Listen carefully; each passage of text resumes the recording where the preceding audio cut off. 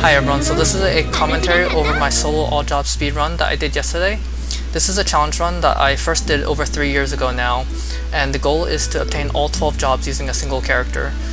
You could do this challenge with any of the 8 travelers, but Tressa is the best because Merchant is the strongest base class, and then her path action and talent are both very useful. Purchase and Eye for Leaves generate a lot of money and also let her get access to the best gear in the game relative to the point she's at.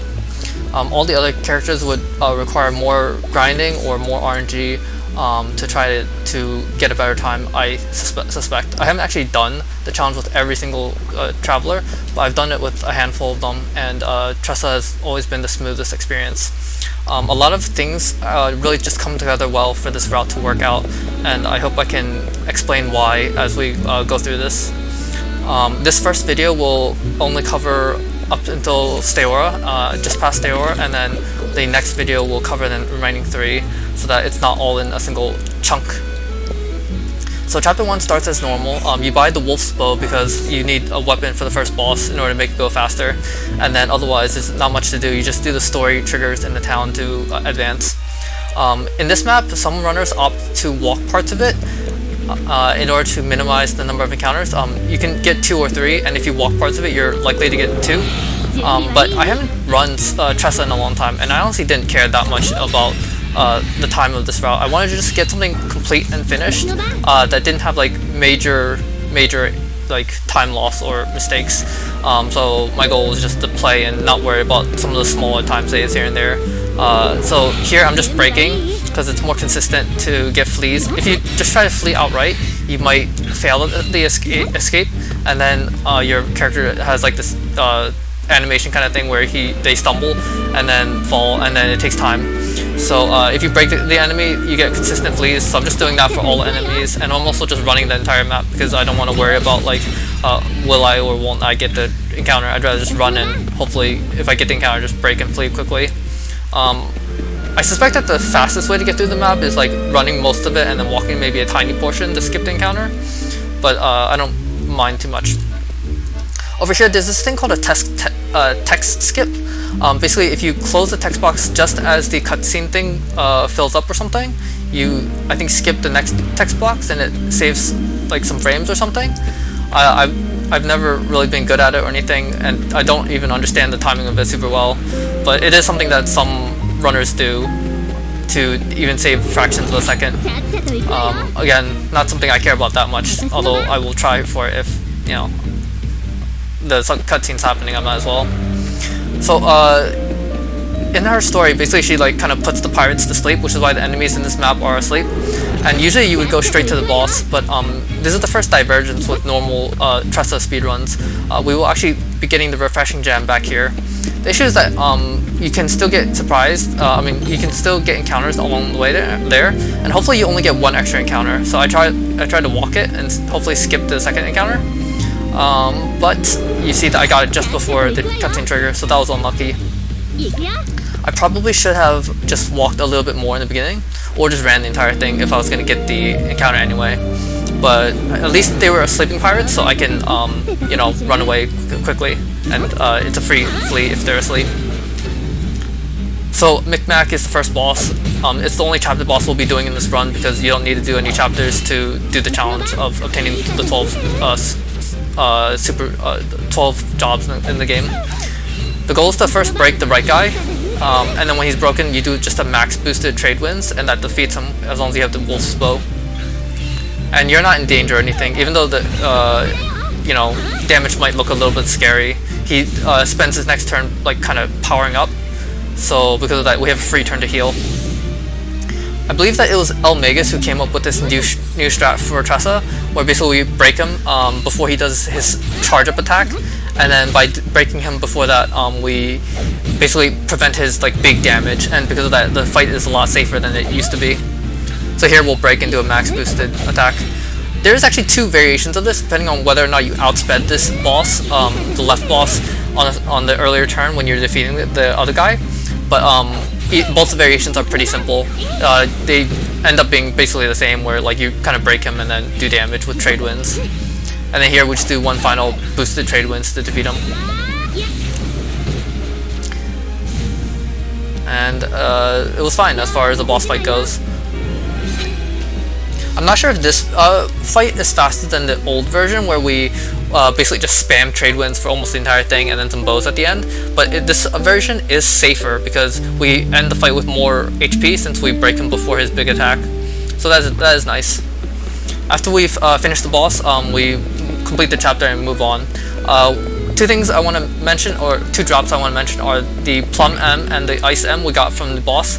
Later on we will be buying Plum M's to help with our grind and also against the later bosses.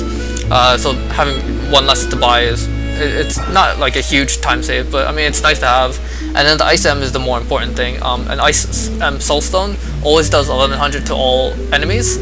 So if you use it on a Kate, which is the rare encounter, you can one-hit KO it and then get a lot of EXP, JP, and money to start out the route. So in normal speedruns, we would basically restart the game, play through chapter 1, and run towards Scholar Shrine until we get the Kate encounter. And then we toss the Ice M to defeat it and learn Hired Help and move on with the run. And that's called like a Kate route in this game, where you get that rare encounter, and it lets you get evasive maneuvers early, which lets you explore the map earlier, and then it just makes everything a lot faster compared to picking up Cyrus, who's a little bit slower. But grinding that Kate is very annoying because each encounter is 3%, so it all adds up, like, you know, every single 3% chance, but you're still unlikely to get one, you know, every single run or something. So having the Kate mod available is really nice for doing runs like this. Kate mod was something that the runners voted on and agreed upon, where basically also here I surprise the enemy, so if you get a surprise you get a free flee, and we don't need any of the EXP or JP from these small guys. But anyways, the Kate mod is you know, a mod that runners approved for a separate category on the leaderboards for the speedrun website. Basically, this one map that I'm in right now always spawns a Kate if you get an encounter, and the rule is that you're allowed to always defeat one Kate in the map, and you can't defeat more. So because of that, we don't have to grind for a Kate with this mod. It just makes everything a lot faster and smoother. And then we also learned Hired Help here, because you're very likely to get the encounter going on to the Scholar Shrine, and it's a little bit dangerous for Tressa at her level. So we use Hired Help to try to get past that encounter more consistently. Otherwise you'd have to like YOLO flee and such, and it can be kind of dangerous and risky. So here, if you walk the entire map, you might skip this encounter, but most of the time you're going to get it. And if you do, you use Dancers. That defeats the left enemy, and then the right enemy, it can either get a status or you can break it with bow. But here I put it to sleep, and that's a free flee if an enemy is asleep, just like with the pirates earlier. I don't know the chances of double boosted Dancers putting the enemy to sleep. I suspect it's probably around 10 to 20%. I could calculate it if I check the data sheet later.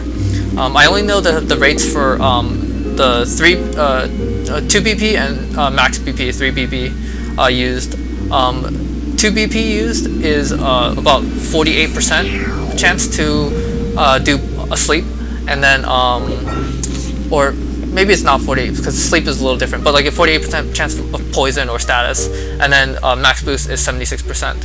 But I think it's actually a little different because sleep, you wake up for every single time you're hit, so it's a little different. Here I was supposed to go to Scholar and learn evasive maneuvers beforehand, but I forgot, and because I hadn't actually practiced. This was actually my first run of this, so I had just only been doing practice, and because of that I didn't realize. But I ran back in here to reset the encounters and then ran back out, so it's safer. Also, I learned Firestorm and Lightning Blast. Lightning Blast is mandatory for defeating the encounters in the place we grind at later, but Firestorm is optional. It doesn't really matter what you learn for the second skill. I've looked into all of them. None of them are really useful for any encounters. Firestorm is kind of left over because I used to defeat the pirates on Moonstruck Coast, which is the map we go to later, but now I don't fight that encounter anymore, so we don't really use Firestorm. And there's nothing that we can break and flee, so... But none of them really help in any way, so it doesn't really matter what you learn. It's just Lightning Blast is helpful. And then learning 2 skills gets you evasive maneuvers. That reduces the encounter rate greatly, so that we can run around like this and loot the entire map for like the best stuff. And there I cut behind the torch and the save point. I did walk a little bit too close to the chest, but it's still very safe in this map. You'd have to take a lot of extra steps for it to be dangerous. And then we get 20k and we move out. This money is relatively slow. I think when I timed it, it was about 46 seconds or something. But we do need a lot of resources for this run, so we pick up, you know, most of the major dungeon items and things. Here, when you leave Riptide, you can get an encounter when going to the next map. Hopefully you do not, but it is a pretty high chance. That said, every single enemy in Tressa's starting area is really like it's usually weak to either like bow or spear or something, so she can break them pretty easily and escape. So that is nice. And I'm still choosing to break here. Although if you wanted to, you could just do YOLO fleas, and since you're higher level, you're more likely to get the flea. Although it's still not guaranteed, so I just go for the guaranteed method.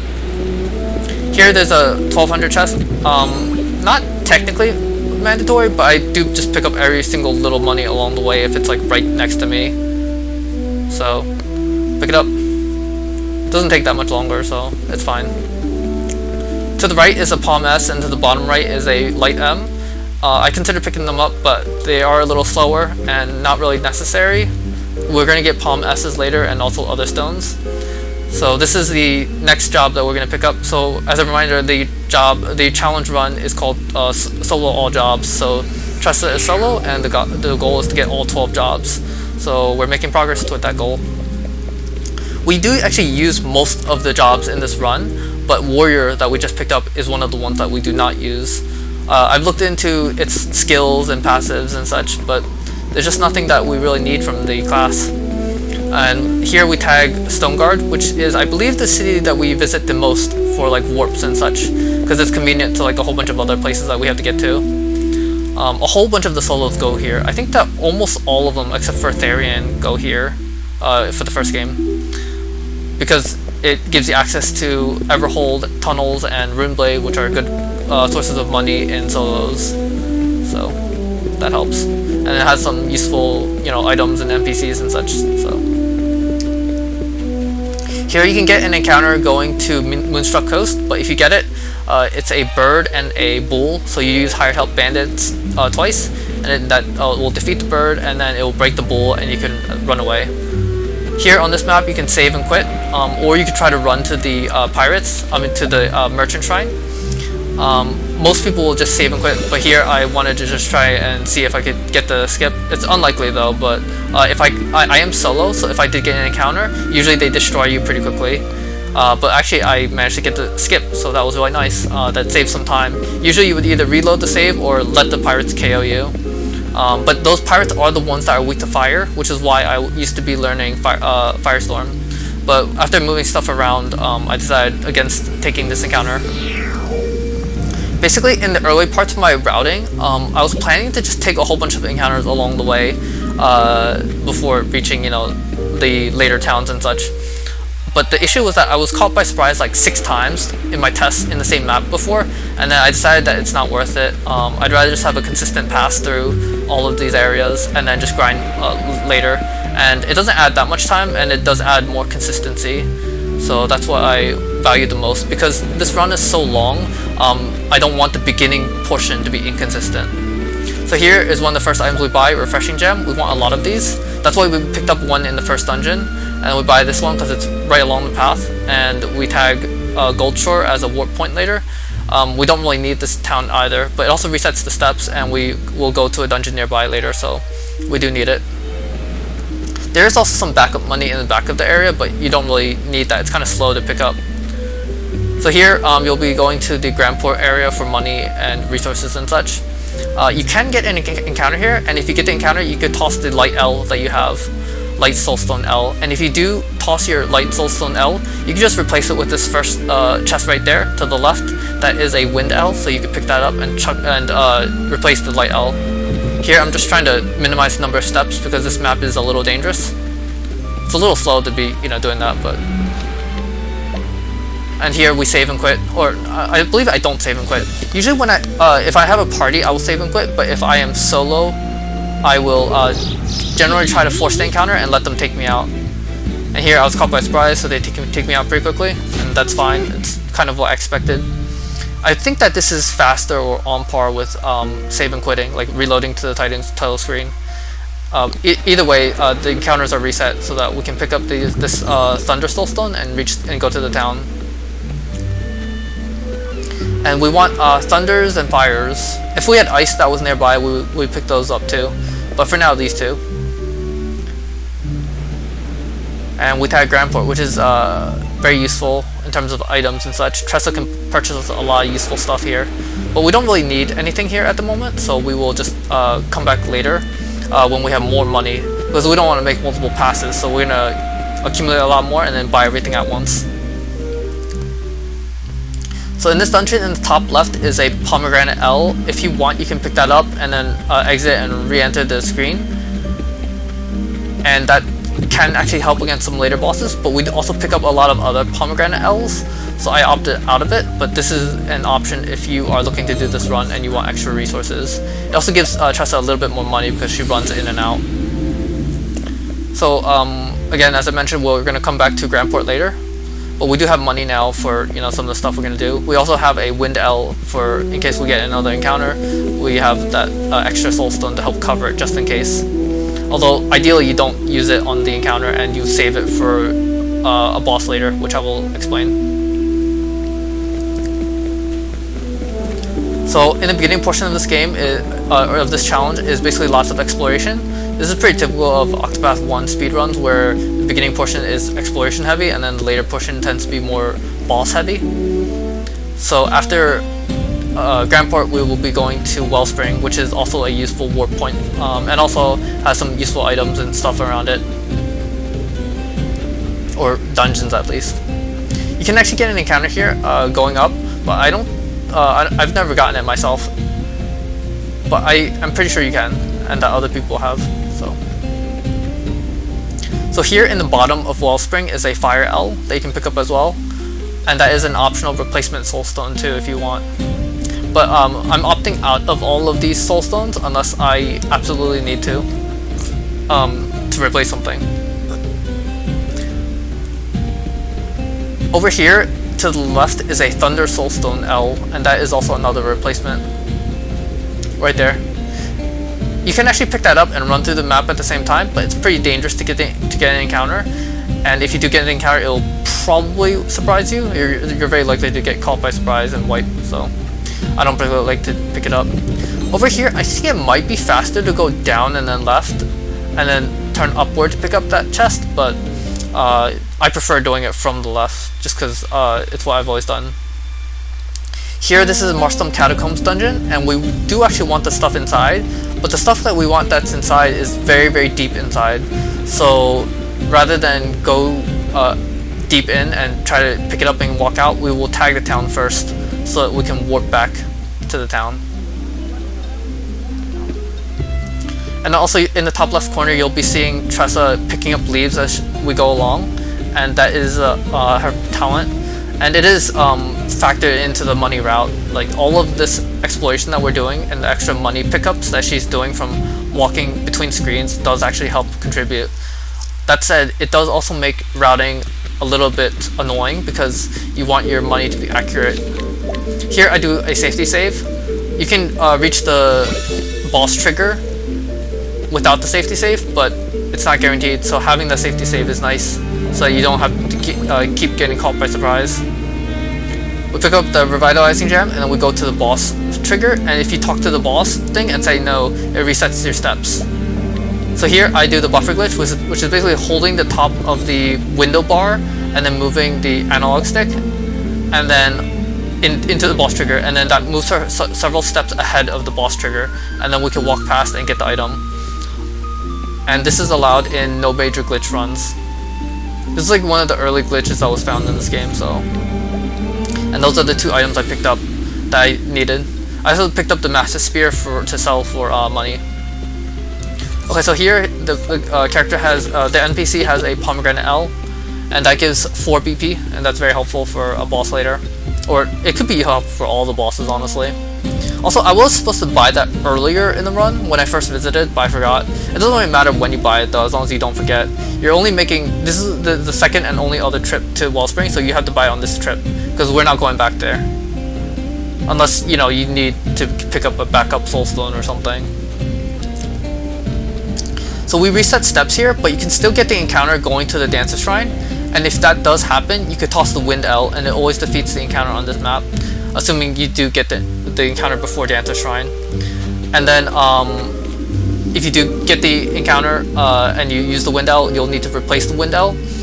I would recommend the Wind L in Derelict Mines that you pass by on the way to Derelict, or when you're leaving Derelict later. It doesn't really matter. So here is another job that we pick up. So that's the first few at least.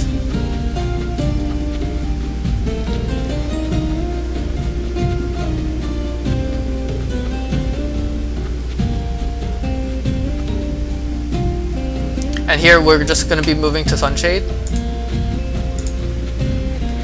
Just checking the video quality. In the past I was storing these on my computer and then recording of them, but my computer just doesn't have that space, so I put it on YouTube and I'm watching from YouTube, so it's a little different.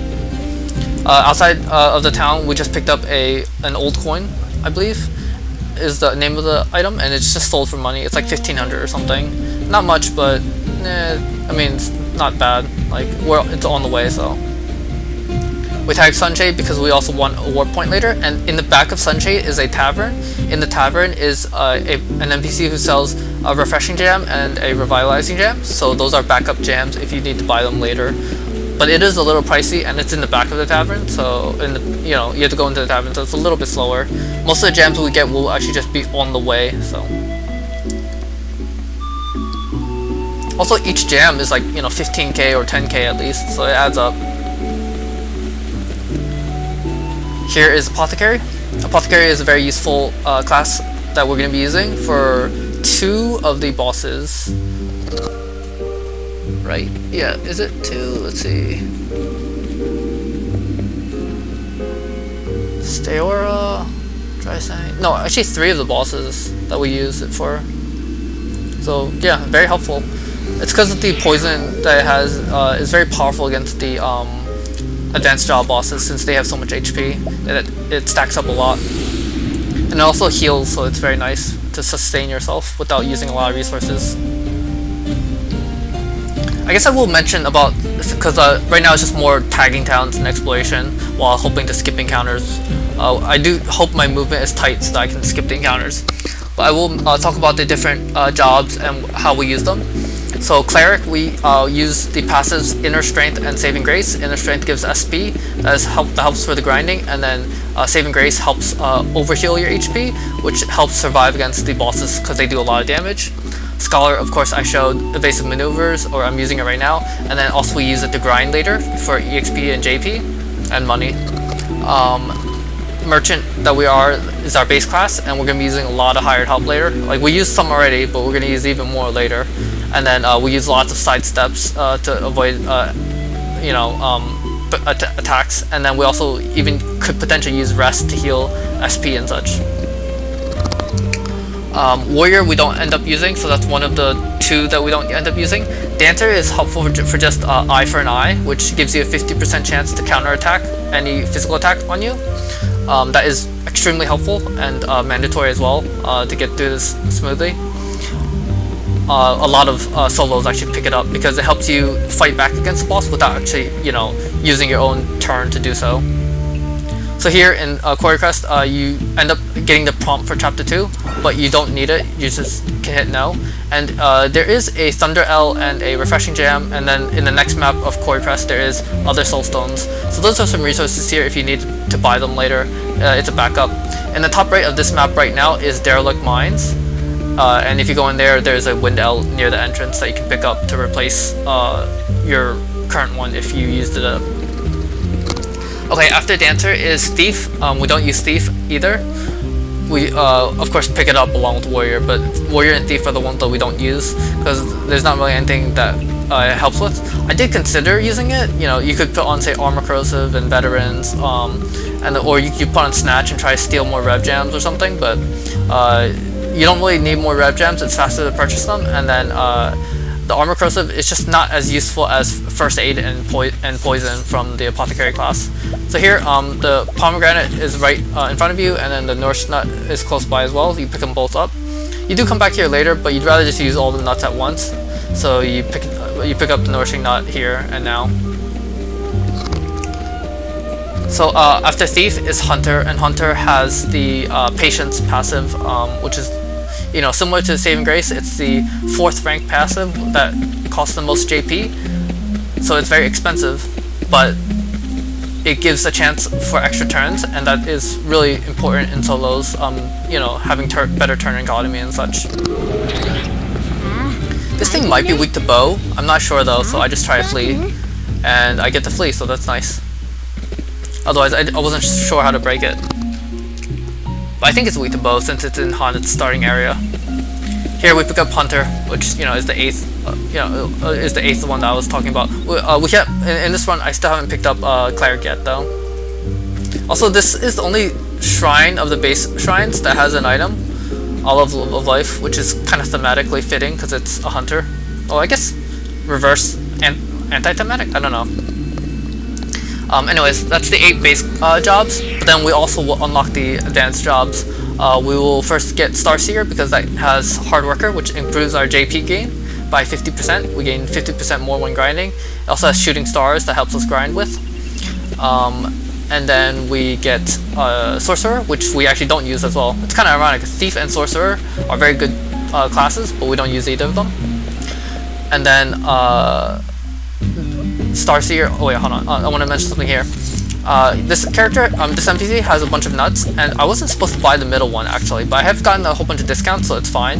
It's just that the SP that it gives you, it increases your max SP by like, I think 6.5 or something. That doesn't really help much at all, so I don't bother usually picking them up. I just bought that by accident, but fortunately it didn't cost very much. And the screen I was just in has a very, very high encounter rate, so I choose to avoid the encounter by going into another area and returning. Otherwise, you're very likely to get an encounter. Well, you're guaranteed, I think, given how, you know, how high the encounter chances in the map. Okay, so anyways, Starseer has not only Hard Worker for extra JP, but also Boost Dart and BP Eater for more damage for grinding, and then also Divine Ore, which blocks attacks 25% of the time and makes them do 0 damage, which is extremely helpful in solos as well. So all those are really helpful. Starseer's got probably the most useful passives for this run. Here you're going to the Cleric Shrine, but there's a chance of this encounter, and if so, you need to use the Thunder L, because I believe the bottom left guy is called a Snow Marmot, and a normal Soulstone does not defeat him. So the Thunder L is what he's weak to, and you can defeat him with that. The issue is that now we have 1 missing Soulstone, and we want 5 for Stayor, otherwise we have to... Also here, because I took the encounter, I can learn endless items to hope for more dupes. We now need to replace that Thunder L, which I am trying to keep in mind in the back of my head. So anyways, that's Starseer. Sorcerer we don't actually use at all, but we do use the JP we gain from the battle to learn Eye for an Eye, to help with the Balagar boss, and also Rest, which can sometimes help against the Winterhill boss. Balagar, once we've cleared him, we get Rune Lord, and Rune Lord is helpful for the final boss, Winterhild. In normal casual play, a lot of players like to do transfer runes on Tressa and then sidestep in order to defeat the Warmaster boss.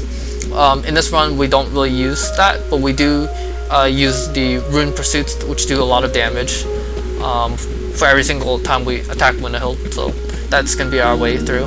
So because of that, like, all of these aspects come together for the run to work, and I really like how everything came together well. Here in this map, in this dungeon, there's a 30k chest right at the entrance. It's still actually a little bit slow. When I timed it, it was about 30 seconds to pick this up, which, you know, it's faster than, say, Force of Purgation and some other places and such, but it is unfortunate. We do want, like, a lot of money and such, so. So this map has probably my worst mistake that I made, but I will explain to that when I get there soon. So Reptilios are 2 enemies with very, very high evasion, but Hired Help is a special ability that uses the stats of the thing that you summon. So for example, if you summon bandits, they have very high accuracy. All of the higher types have very high accuracy, so they are pretty much not ever gonna miss on these enemies. So like I don't think anyone's ever seen a miss, and they probably cannot miss. So you use 2 of them to break, and then an L stone to defeat them. I think they have about 5200 HP. So when you break them, you can defeat them with an L stone, which does 5400 on break.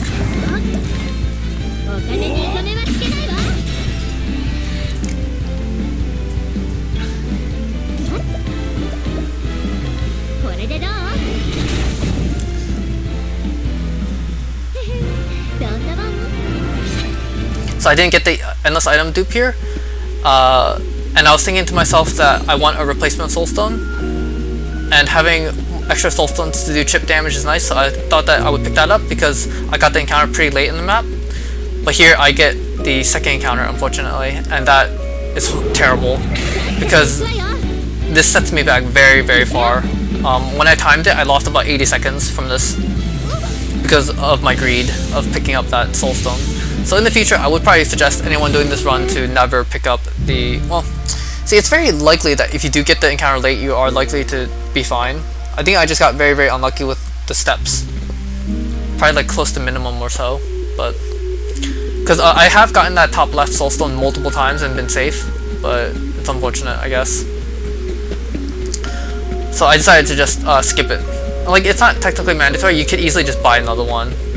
So, that's probably what I should have just done. Oh well. It's kind of ironic, when I did this run 3 years ago, I only ever did 1 run of this. I picked up that Shadow M as well, and I got a second encounter as well in this map. So here, I get another chance at EI duping, and I don't get it, so that's unfortunate.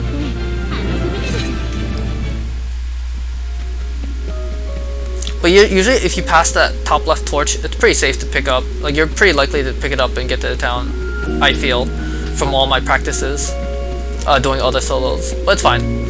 So in this town, there's a lot of useful items that we want to buy, but it's actually really expensive. It all adds up in price, so we don't pick them all up now, but we do at the very least want to pick up this magic L. And then while we're here, picking up the stuff on the left side of the map is faster than coming back later for it. So we pick up the left side stuff now. I timed it, and it's about half a second faster to buy at least these left side items versus picking everything else up later. But mainly you want the magic L because it helps with the grinding. And then I mentioned earlier that I use a Thunder L at the Cleric Shrine map, and because of that we want a replacement soulstone, and you need fire, ice, or lightning for the stay over boss. Like, those are her weaknesses, so you want soulstones that correspond to that. So I picked this one up. There are faster ones if you want to spend money, but I haven't actually, well, it's I was trying to conserve the money, and because of that I didn't want to spend extra, so I got that fire L. Here we picked up a shield, and then we picked up the quest item, the Tales from a Faraway Land. Here we want, you know, I calculated this like from my testing and stuff of what amount worked, and it's 11 grape M's, 31 plums, and 9 plum M's to be safe-ish. And then we sell a little bit to have extra buffer money, because we are going to buy a whole bunch of items soon. As I mentioned, this place has a lot of useful stuff. Here this character has nuts as well. No. I rechecked that character because I wasn't sure if I was missing an item from his nut list, but it's fine. Here we buy more pomegranates and jams, and then there's a silver pouch to the left as well that we want. To the right there's a soulstone seller as well, but their soulstones are kind of expensive, and we'd rather just get cheaper ones.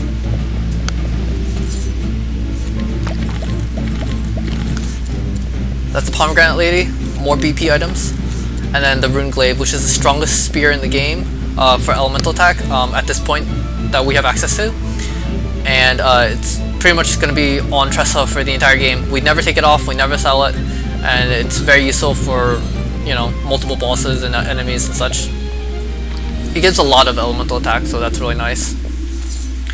Here the first lady has a tough M, and then the wind M is useful for doing chip damage on Steora. But we're really just buying like all the nuts along the way, because the nuts help bolster Tressa's defenses a lot. and make her more resilient, because we're defeating basically like super bosses, kind of. I'm not sure if people consider them super bosses, but they've about twice as much HP as the Chapter 4 boss, and we also fight them under leveled, so we do want, you know, a lot of buffer, like a lot of nuts to help with the defenses and such. The lady that I just passed has a refreshing jam, but I choose not to buy that one specifically because I want that one to be a backup one when I come back to Marceline at the end of the game. Because this next to this guy right now, we're going to complete the quest for the Alluring Ribbon, but next to the aristocrat is the swordsman Yuri, and he has a dragon scale armor. And it's very expensive, but it does give extremely high defense, and that helps against Winterhild. So if we come back at the end of the game to pick that up, and if we need more jams at that point, then we buy the refreshing jam from the first NPC as well. But usually you don't need it, but just in case to have a backup nearby. And again, we want fire and thunder, so picking up that fire soulstone. If there's an ice L, I'd pick up that too, but there's not that many ice L's in this game that you have easy access to.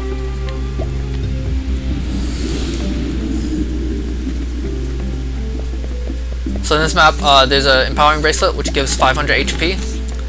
That's very helpful for surviving. And then the sorcerer's robe, which gives 50 elemental attack and like 282 elemental defense, and that will help against Steora and Dreisang, who are the elemental bosses in this game. Previously, I was getting the robe of the flame, and that has like 316 elemental defense, so you lose about 30. But earlier in the game, I picked up I bought the adamantine shield, and that gives about 30 more than the force shield that we used to be using. So we do break even-ish in stats. We do actually lose about 6 elemental defense, but that's negligible. But the main thing is we get elemental attack, which is useful for the grind. That's coming up here, and it lets us defeat the enemies more easily. And here we use all the nuts at once, and we also heal up. And we also, you know, put on the sorcerer's robe and the elemental augmenter, the alluring ribbon to get more encounters, and we take off evasive maneuvers so that we get the encounters more quickly. And here we start the grind. I will not actually watch through all of this. We're gonna watch parts of it while I talk about things, and then at some point I'm gonna skip ahead. Because you know, if you wanted to watch this, you could watch the original VOD. But basically, the idea is that you're just grinding a whole lot of JP. So our next goal after this grind is to defeat Steora, who is the Starseer boss. And here, these are light sentinels. They're the one of the enemy groups that we can't just defeat with lightning blast outright, because this dungeon has really good enemy encounters. It has wind enemies and like thieves and stuff without too much HP.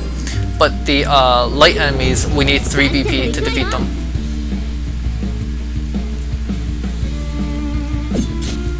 But if it's, you know, wind enemies, we could just lightning blast, and that will usually defeat them.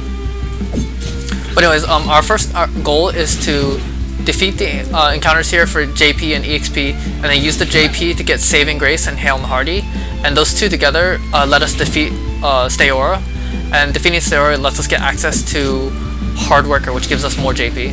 So it just is more efficient to do that than to grind out all the JP without Hard Worker. And Saving Grace is like the most useful passive for surviving and defeating Steora with. If you could pick up Patience as well, that would be even safer, because it will give you a lot of extra turns against Steora, but it's just too much JP to grind for. Like, it would make the battle way safer, but it's not good. It would take too many resources and time and such, or at least too much time in my opinion, to, you know, have a fast run. But because that Steora is not an easy fight.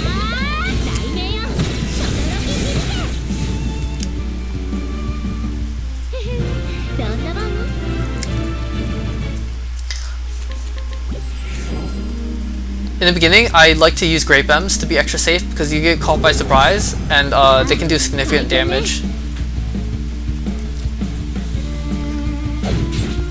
And we don't have a shield anymore, we don't have like as strong armor as before, because like the old route had like Force Shield, which had more more physical defense. So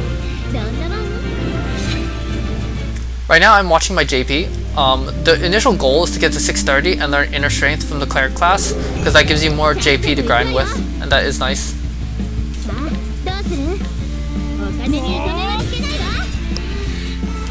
So every single enemy in this dungeon is weak to sword, and because of that, hired help mercs will never miss and helps break the enemies more easily, and that's really nice. Here I have over 630 JP, so now I can spend the JP to learn Inner Strength, and then we go back to Scholar. And that just gives us 50 more SP to grind with. Not super mandatory, but it does help a tiny bit sometimes if you don't level up in time. Okay, so these are, you know, Kate's, the rare encounter I mentioned before, that we defeated one earlier in the game. And it's nice to get more of these, but I got pretty unlucky this run. I didn't actually get that many. I think I only got 2 in the entire run. Maybe 3, but usually you'd hope for more. And then you're gonna also pick up a whole bunch of items in this dungeon. The bottle of blinding dust is the first one. Lightning enemies are great because you just use lightning blast. If they survive, a trade winds will finish them off. Later on, you're gonna become strong enough to just one-shot them, especially as you approach level 20 and, you know, higher. I am level 20 here. Alright, well, just a few more levels or so, and you should be able to one-shot those guys. Stats in this game, basically the numbers that end in 0 have more stat gains. So that is, going from level like 19 to 20 will give a bigger chunk of stat gain than going from level, say, 20 to 21.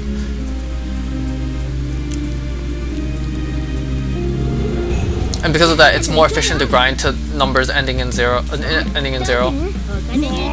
And again here, this is a light formation. We can't break it with lightning blast, but we do have access to mercs. And then if they're broken, you can just use fireball to save some SP.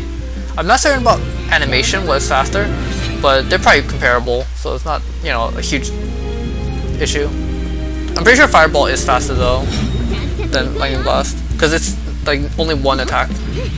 Here, this is a light formation, but you can't break the guardian, so you just defend and then lightning blast.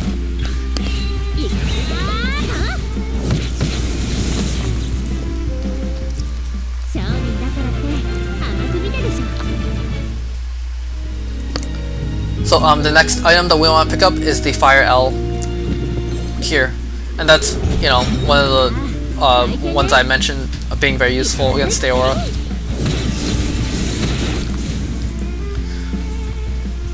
And since you're here for a long time, grinding about 9,000 JP, you can take your time picking up all these items. That's why in the beginning I was just running back and forth, because I wanted more levels before I started heading up the stairs and things. Like, in the beginning, I like to be closer to the save point, and later on I like to move out. But it doesn't really matter. You're here for, you know, 20 minutes or, you know, more or something. Also, you might wonder, Hail and Hardy and Saving Grace together is only about 5,100 JP. So you might wonder, like, what is the other JP that we're gaining? Basically, when we get Aura, Star Seer class, we want to learn Hard Worker immediately. Also here, the left remnant has a lot of HP, so we break them first before we do Lightning Blast, because it's a light remnant. But right when we get the Star Seer class, we want to learn Hard Worker to gain extra JP. Otherwise, we have to come back here and grind the JP for it. So in order to get Hard Worker, we need 4,000 JP. So we get 1,200 from the boss, and then a little extra on top of it. The thing is that even after you get Hard Worker, it's pretty unsafe to grind in Captain's Bane. So because of that, we want even more JP, and we want to, even though it's a little bit inefficient to do the grinding without Hard Worker, we want to grind extra so that we can work toward Boost Start, which is the passive after Hard Worker. With Boost Start, you can defeat the enemies more cleanly in the Captain's Bane dungeon that we're going to grind in next. And that makes it a lot safer, because there's some powerful enemies in there that can do a lot of damage. So basically we're grinding at least very close to Boost Start JP.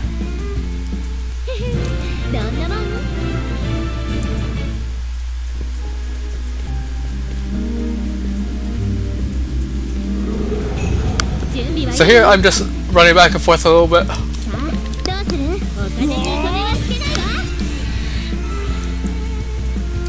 And we've grabbed most of the chests in this dungeon now. The bottle of blinding dust is helpful against Winnehild at the end of the game. And then the other things that, like, you know, the soul stone, obviously you want that for damage. Everything else, it's either going to be sold or it's just money. The last thing we want is, I believe in the top right, is a curious antique item. And I'll wait until we show that and then I will skip ahead. But we're getting extra encounters with, you know, evasive maneuvers off and alluring ribbon on. And that helps with this grind here. I believe I do misclick 2 times in this run. I hit like flee twice, which is unfortunate in terms of time loss. And then I was also caught by surprise multiple times, so that's also a big time loss. And then of course you can always get more Kates. So this grind section could have gone a lot better in my opinion, but it's fine. It's typical to get some good and bad RNG all around. So in the very top is also an NPC who has a light L if you want to purchase that. If you get like extra Kates or something, it's something you can consider, because every extra Kate is like 5,000 extra or something, or 6,000 extra. So, or you can just save the money for vets. That also works, but we do want a lot of money. And that's the last item that we need. So in the moment I will skip ahead. But I just want to mention that basically in this run, money is really important, and if you want to use the money sooner, you can. You know, to speed up, say, the boss coming up. But then you also have to look to the future, and like, because you're going to get so many more encounters, I mean, so many more battles, you want to conserve resources for those battles too. So yeah. So that NPC at the very top, he has a light L that you can purchase. So just an FYI. Okay, the rest of this isn't very interesting. We're just going to be using lightning blast on all the enemies. This group, with light formation, we're going to use, you know, boosted lightning blast. And then there is a formation of Thief too, and we can defeat those with Ice Wind at the level we're at. But I'm just going to skip ahead because I don't think it's actually that interesting to watch me grind. So if you do want to watch that, you know, the full VOD will be linked below and such. Okay, we're going to skip ahead to here. And we're pretty close to the end of the grind now.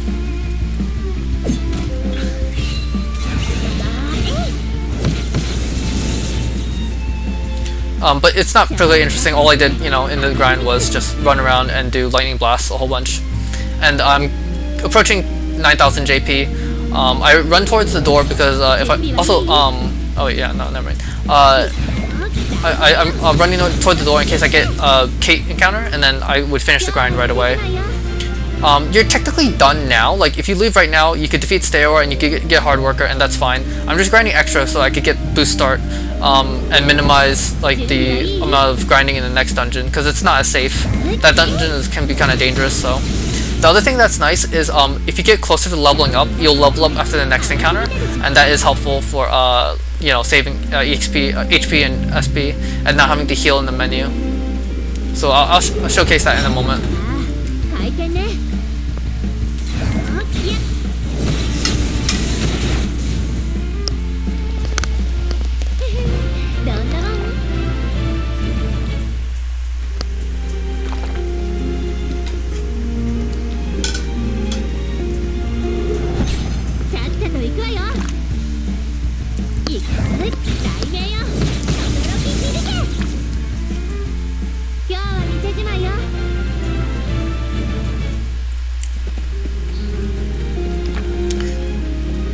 So we're getting close to the end of the grind. The first grind. There's 2 grinds in this, which kind of sucks, but I mean, it's not necessary.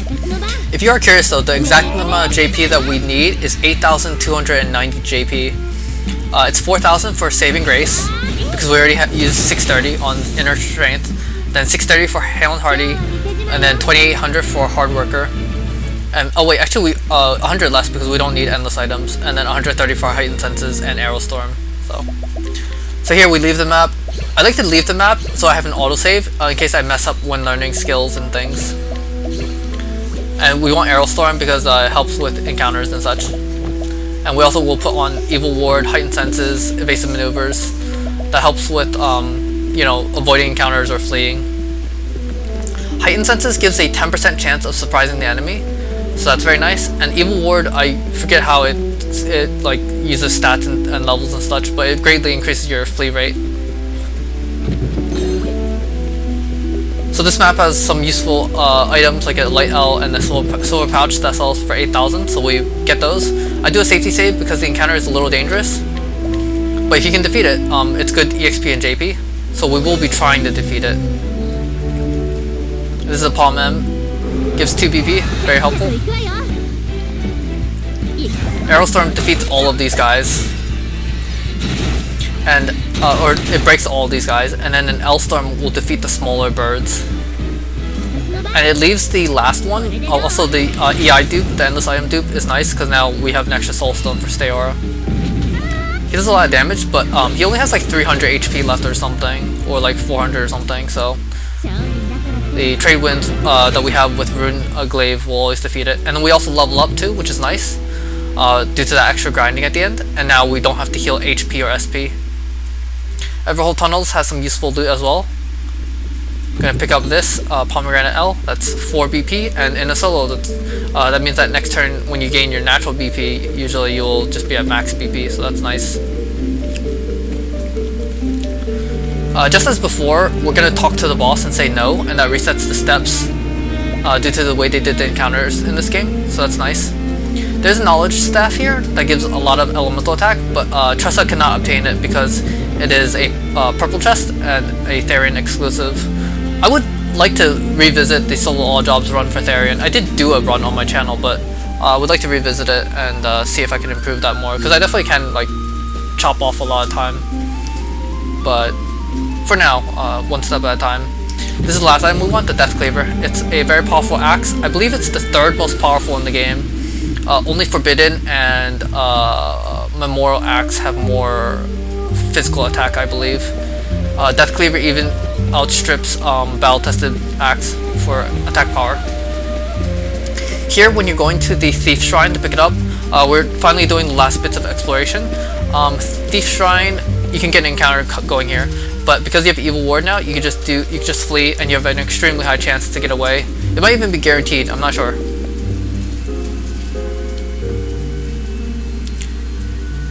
But yeah, that Death Cleaver that we picked up is extremely strong, and we will be using it on Drysang and Balagar. And especially against Balagar, it stacks up to be a lot of extra damage that helps. Drysang, it doesn't help as much, but, you know, it doesn't hurt to have. And also we will sell it at the end of the game for 16,000, which is nice. Here, this is another Palm S. So the Palm S technically is BP neutral in terms of like what it does. Like it only gives you 1 BP, but you could just spend the 1 turn to do the action that you're gonna do. But this does still help, you know, if you need BP for veterans that you're gonna do next turn or something, and you don't need to use a Palm M or Palm L, then it helps. Mostly exploration has been very good. Like in Boulder Fall, I skipped the encounter going to Boulder Fall, and that has a very high encounter rate. Sometimes you can skip this encounter going to Orwell, but I do not get to skip, even though I'm close. It's fine though. You know, you usually have a high chance, with Evil Ward, you have a decent chance to flee, or if you just wipe, that's fine too.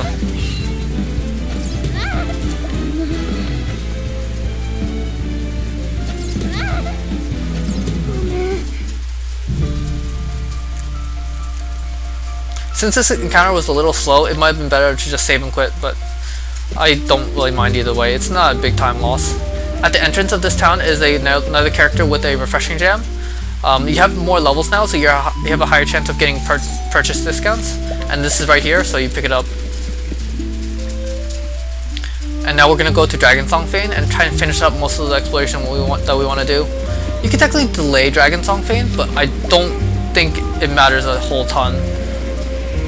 You're unlikely to get, well, you're likely to skip or avoid encounters with Heightened Senses and Evil Ward.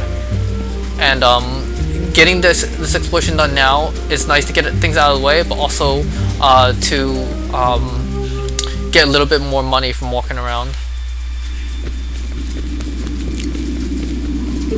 But if you want, you could also delay this, because we don't need that Crystal Helm until we do Winterhild, although the Pomegranate L helps sooner. Oh, actually we do need the Conscious Stone for Balagar, so you'd want it before then.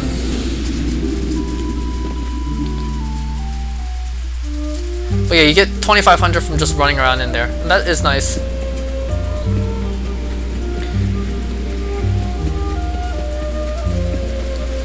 And here I believe this is the last town we're gonna tag, Riverford, because it's close to the War Master Shrine and the refugee ruins, and it's useful for nuts and resources.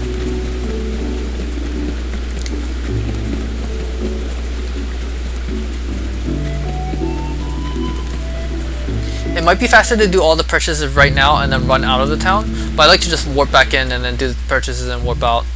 But you could do either way, I think it's fine. I don't think that there's a big time difference between the two, and honestly I was too lazy to, you know, measure out how much, which method's faster. It's only gonna be a few seconds at most. So you pick up the Wind Owl because it's reasonably close, and then you enter this dungeon, the refugee ruins. A lot of runs that come here bring Therian, so you could get the Forbidden Blade behind the waterfall, but we don't have Therian, so we will talk to the boss trigger to reset encounters and get this refreshing gem. And then we'll go through to get the Enchanted Rod and the Clarity Stone. In the old route of this, I was actually fighting this boss, Gigantes, for money, and you can actually do that in this run too. Just use side steps and you go to Apothecary and use them in poison. You can also collect them for 50,000 or to get 50,000 total from the battle.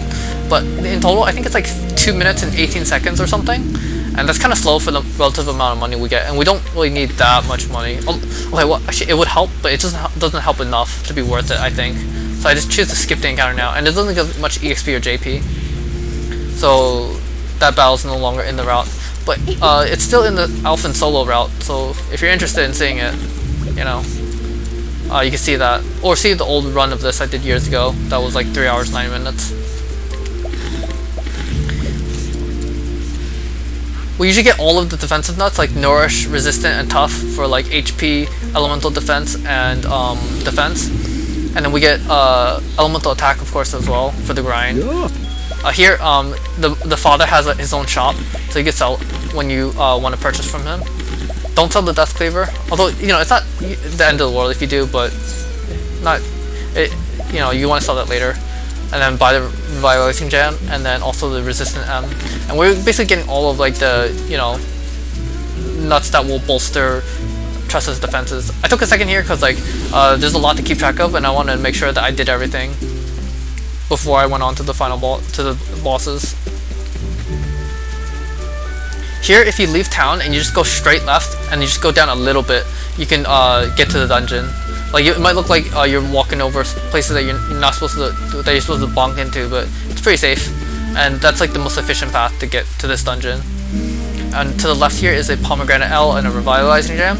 The Revitalizing Gems especially are very helpful for this run because they do full HP, SP, and BP, so that's really nice.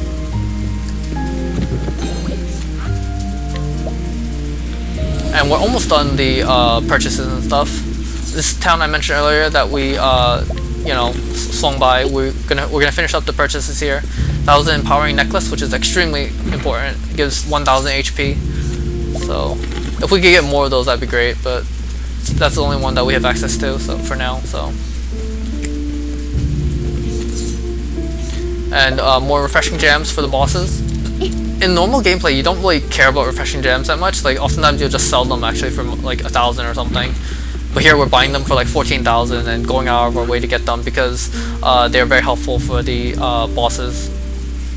Here I'm taking a pause to like think about where to go and checking my notes as I do so. The gems full heal you for your HP and SP, and because our HP is actually pretty high right now, also even higher when we put on the Empowering Necklace and stuff, it's going to heal us for a lot of HP, so that's nice. Here I was trying to remember whether I bought the Tough Nut from this lady, and I did, so I was fine with it. Because I couldn't remember doing that, so. When you're doing a run that takes this long and has this many like checks and stuff in it, it is quite possible to forget things here and there, so.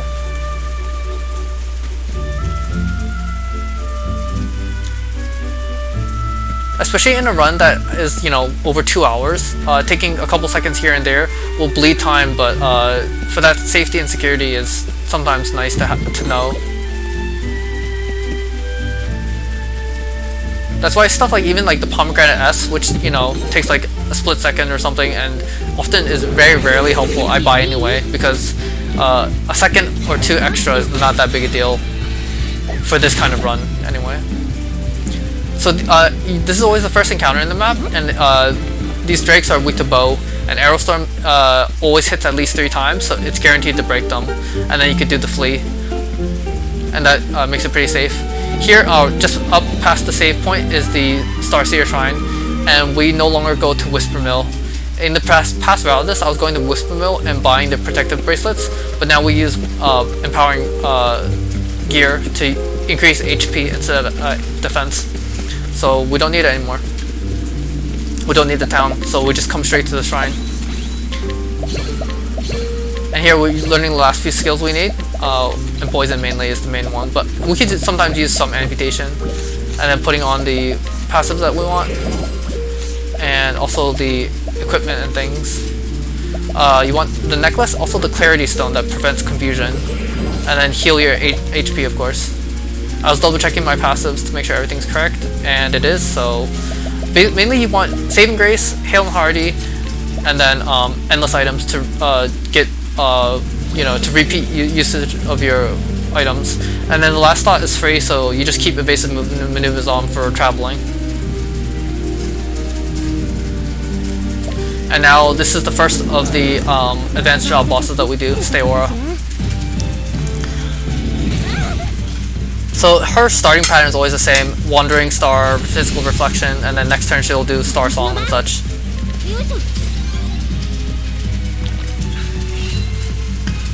We're going to use Refreshing Gems because we want to overheal a lot, and by overhealing a lot we'll have extra turns to you know, use poison and get our own attacks in and such.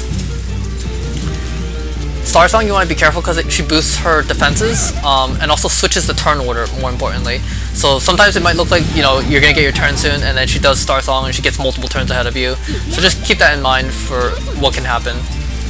Also, as far as like damage goes, her attacks do, Shooting Star does like 1800, and then the Baleful and Wandering do 1800 and 1400. I can't remember which one does 1800 and 1400, but she'll probably show it in a second. So it's just numbers to keep in mind. So this is Baleful, yeah, this one does 1800, and then Wandering Star does like 1400-ish or so. So it's just something to keep in mind. You want to stay around like 5600 or so. And if necessary, just, you know, spam the jams and hope that the EI endless items dupes happen. If you have spare turns like this, you want to use one Veterans to chip her down. Just make sure she doesn't have Star Song up, because that is defense up, but she doesn't have it up, so you're fine. And she doesn't counter the Veterans with her, you know, physical counter, so that's fine. And after you do one Veterans, you want to do L Stones and Poison, and just maintain that to bring her to 1 shield.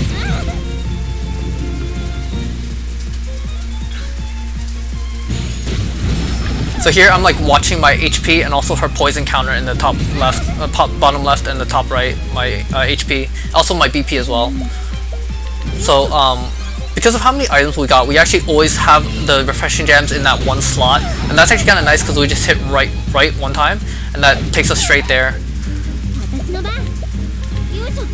But here I was noticing that I wasn't getting a lot of endless item dupes, so I knew that I would have to use my BP to heal soon. And I would also need to use a revitalizing gem, most likely. So I haven't actually used a ton of first aid so far because the gems just heal a lot more, and you want to be overhealed to be on the offensive. And I haven't really tossed any soul stones, so I knew that I needed to start tossing soul stones to chip her down. We're gonna use 5 soul stones to bring her to 1 shield. And then we're going to use Wind and Light Soul Stones to chip her a little further without breaking her.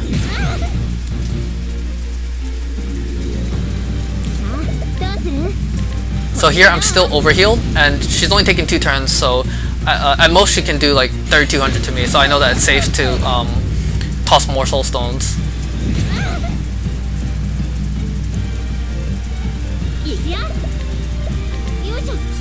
Here I'm just healing more, of course. I didn't use BP to heal too because I want to use BP for poison.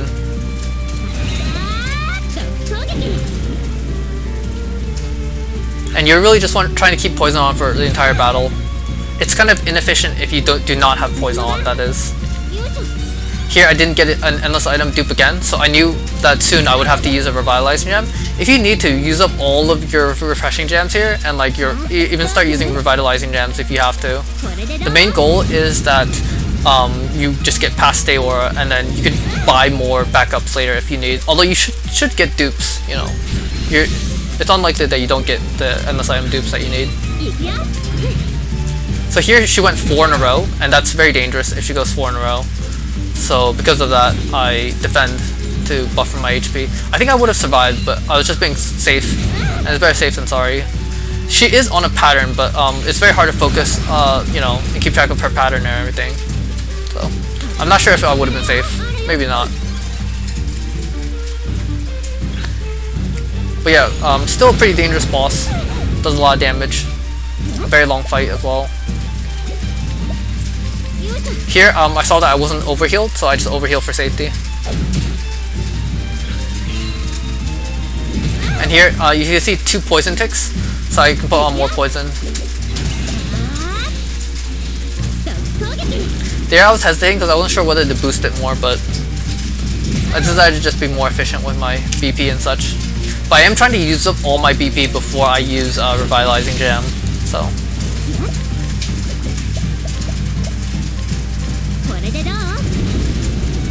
So here, she has 2 shields, and you want to bring her to 1 shield. But one thing you can consider is just using another Vets. That does more damage, because Vets will always do at least 4800 or 6000 if it crits.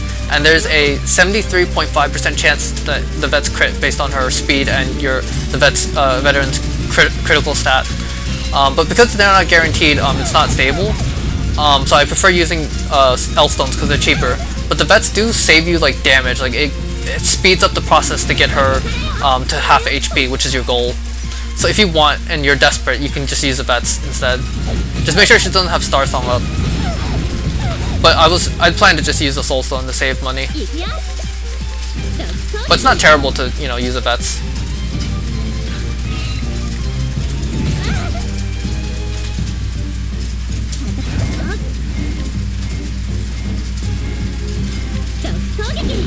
There I was just hesitating whether I, you know, wanted to do it or not.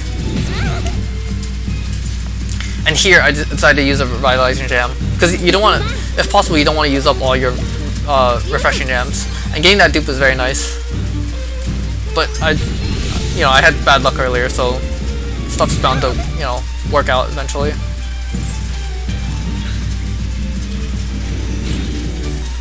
It becomes kind of inefficient if you run out of refreshing gems and you only have revitalizing gems left over. So you'd rather use at least 1 rev gem sooner if you have to. So, and rather than like unboosted max first aid, fully boosted heals you a lot more and lets you survive more turns to do counterattacks.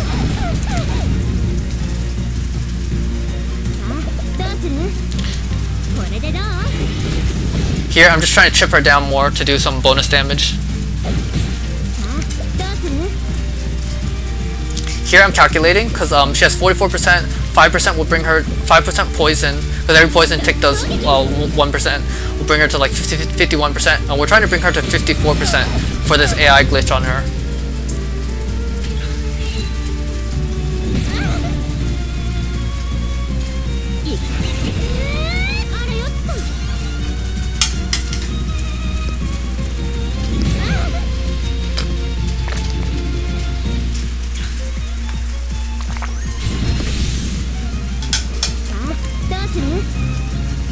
So I basically count it based on the poison ticks. So every poison tick is 1%. So it's 5 plus, you know, whatever percent she's at, and there's 5% added to the base of collect. So her HP is actually, you know, 5% less. So she's not at halfway yet, but we're trying to get her to halfway. And when she is at halfway, we're gonna keep overhealed so that we could use a turn to do a glitch on her.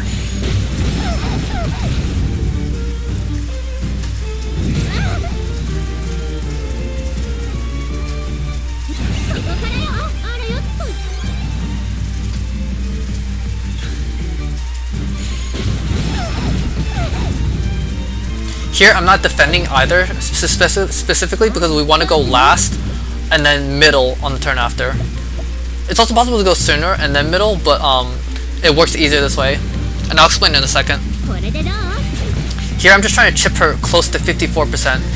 Her halfway point is 55%, and then what she does when she reaches 55% is she does shooting stars and then a power-up attack.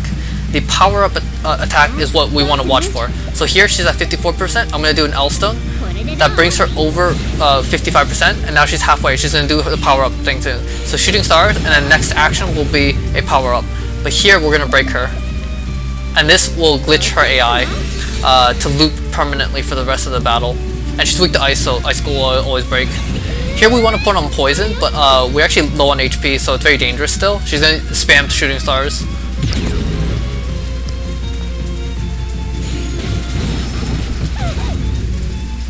Alright, and this is the AI loop glitch. So basically some bosses in this game are susceptible to this glitch, where basically if you break them right before their halfway mark, they're going to loop their actions for the remainder of the thing. Basically right before their power-up action, and that's what we just did. So when we got her to 55%, she does shooting stars and power-up, and right after the shooting stars we broke her, and that is how you do the glitch. And now she's in this loop, and she's just going to do that for the rest of the battle. And to win, all you have to do is put on poison and then heal, and you can just alternate between that, like poison, heal, poison, heal, poison, heal, and then just do that for the rest of the battle. You will run out of SP at some point, and then you can just use the plum because there's a lot of leeway in this now. She always does 1800 per shooting stars, and you heal 2300. So you're healing more than she does damage, and you're also gaining BP as well, and because of that you can use the BP to overheal and such, or just stack extra poison. And every poison is 1%, so she's at 55%, we want 50 turns of poison basically. So it's kind of slow, but each of these poisons does 1700 damage, and that's a lot of damage over time. And it's also technically free, so that's nice. Whereas like if we use veterans, like sure it would go faster, but then we use a lot of money, and we want to save the money for Drysang and Balagar, so that's why we don't use that much more money for this battle. So it ultimately only uses 30,000, but yeah, for vets anyway. And as long as you heal first aid once, you're fine. You just want to watch out and, like, you know, don't be careless and like not heal and then have her attack you 2 times, because that's bad. Technically you could also use like Icicle or Trade Winds or whatever to do extra damage. Like right now she has a wind weakness, and we could do the wind attack, but it's not going to do a ton of damage, and I prefer to just heal and defend personally. I haven't ever timed whether it's faster to do extra attacks in, but it is hard to have the BP for the attacks too and such. And then even though like these shooting star animations are slow, it's also slow to do your own animation attacks, so Anyways, I wanted to talk about this strat for the boss. The old method of fighting Stereor for this run was basically, in the very first phase, you would do veterans to chip her down, bring her to 1 shield, then break her and do like extra veterans damage, and then whatever she switched to, then you would bring her to 1 shield and then do the AI loop glitch. The thing is that when Stereor is broken and then comes back from break, the shield set that she switches to is random. It could be 4, it could be 8, or it could be 12. And because of that, we always had to account for, you know, which shield she could be. Like we had to get extra Shadow Soul Stones for the 4 shield thing. And then if she was a 12 shield, that's really bad because you have to chip 12 shields, and then you'd have to burn extra revitalizing gems for that. And that wasn't good. And then even the 8 shield one, you know, she's weak to sword, so that's okay, but it's still 8 shields. You need a significant amount of BP to chip that down to 1 shield. So overall it was really annoying, the old method. This new method basically just only ever breaks her 1 time, and because of that, it doesn't really matter a ton what her second shield becomes, and it's easier. Also, in terms of like elemental defense and like stats and things, we're pretty much the same as before. As I mentioned, we use the Sorcerer's Robe and the Robe of the Flame, and that will that's basically we use the Sorcerer's Robe and the Atom Shield now, and that's very comparable to Robe of the Flame and Force Shield that we had previously. Oh, and something else to keep in mind is that when she gets close to 100% collect, you do want to collect her for 40,000. So we technically make money off of this battle. Like, we spend 30k in bets and we gain 40k. Although we do use a lot of refreshing jams and such, but it is necessary. And you know, at least for veterans, you know, it's not too resource intensive. Technically in phase 1 you could use more veterans to speed up the process, because like instead of using say a 2700 soulstone and then 1100 soulstone, you could just use like veterans once, and that, you know, is worth both an L stone and an M stone. But I do prefer using just the soulstones because they're not affected by Star Song's defense buff. Galdera is actually pretty similar to this, where if you're fighting Galdera and toward the end he does his special move that powers him up for the rest of the battle, if you use soul stones, he still takes full damage from that. So it works out pretty well.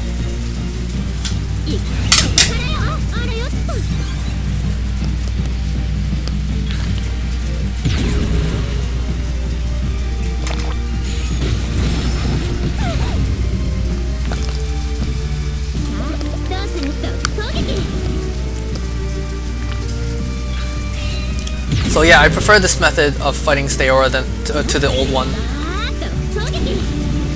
That said, the battle, after you've gotten the AI loop glitch, becomes pretty easy and not that interesting, because you just spam poison for the rest of the battle.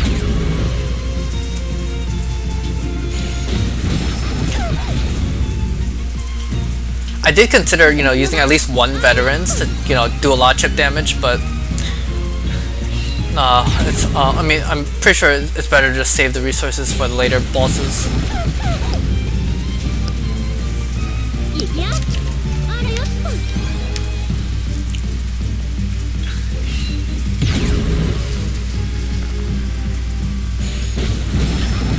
I suppose I will talk about the difficulty of these 4 advanced job bosses. So the hardest one is definitely Drysang, because he has a phase later called Extreme Elemental Augmentation that does a lot of damage. It could do like, you know, 1100 per attack or 1600 per attack. He does those 3 times per action, so it can stack up to be a lot of damage. You know, up to like 3000 or more per turn. And even before that, like, you know, he's doing 800 if you have the elemental defense down, he has an elemental attack up, and elemental break does 3000 damage outright. So even if you're full HP, like, you know, fully max healed 9999, he could still destroy you within like 3 attacks if things go wrong. After him, I would say between Steora and Balogar, they're hard for different reasons. Steora, it can be a little random because that turn order that I got for the AI loop glitch, it can sometimes take a while that you're stalling to get that turn order. So, you know, if that takes a long time, it'll take a lot of resources and it becomes more dangerous as your resources diminish. Because if you run out of refreshing gems or something, then you're basically going to go down. But Balogar is hard because basically, like, he has a phase later where he does like six attacks, and each attack individually is not that much damage, but it takes away your sidestep stacks, and then his other runes do a significant amount of damage. So it's very hard to keep up BP to do sidesteps while also doing like veterans and poison. So if he gets attacks through, it can be pretty bad. So there's also a glitch where he will do his special attack, the 6th attack one, twice in a row. And that can happen if you break with eye for an eye at a bad time. So, something to keep in mind. I will have notes that have more information on all these fights and the routes in general. And you can consult my notes if you are curious about reading this more. Also, if you want to do this challenge yourself, like, you don't have to do it the way I'm doing it. This is way more risky because I'm doing it in a speedrun setting. If you like grind more HP and such, it becomes safer to do. Like, for example, if you do Balogar first and you just sidestep him with a lot of veterans, that will defeat him. And then if you want to learn Elemental Edge, that will make Steora and Drysang basically free-ish. And then afterwards you'll have a lot of EXP and JP left over for Winterhild. And if you learn Balogar's Blade, Winterhild is super free too, so. But, you know, that's only if, you know, you want to do this challenge. I would also probably recommend some sort of, like, experience mod or something, like, to get experience more easily. So previously I checked collect. I know that she's at a very high collect value. So right now I am planning. Well, at this point in the run, I was planning to collect her soon. Oh, also I have 158 SP. That's because I have the enchanted circlet that gives like 50 SP or something, I think, and that does help.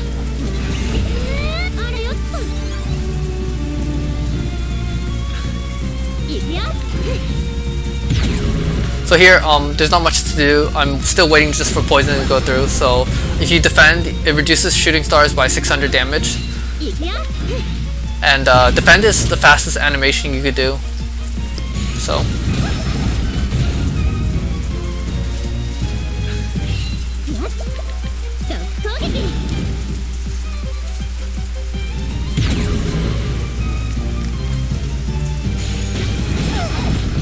I believe here I probably do first aid.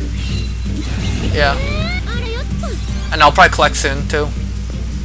Cause she's probably around 100%, so.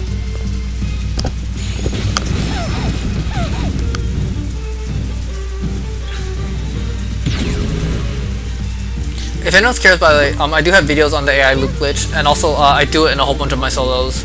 In the Ulbrich solo and the Therian solo, they do it, and then you can do it on other bosses too, so. Kind of cool, kind of interesting that this niche glitch helps. So that was like the last poison I knew I needed, so the rest is just defending and waiting for the battle to end.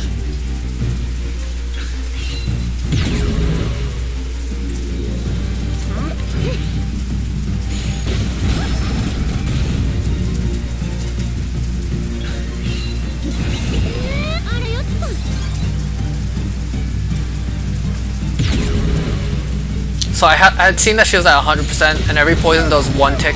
So I know that with the 5, you know, that I ended up adding onto in total, that she's pretty much going to be defeated very, very soon before the poison ticks run out. And here is the last turn. So there we go.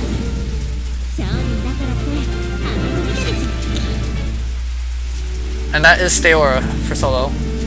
All jobs. Alright, I'm gonna stop the video here, and then when we continue next time, I will do a talk of the remaining bosses and the rest of the run and such. Just a note, before we move out of the exit the shrine, we do pick up this refreshing gem here.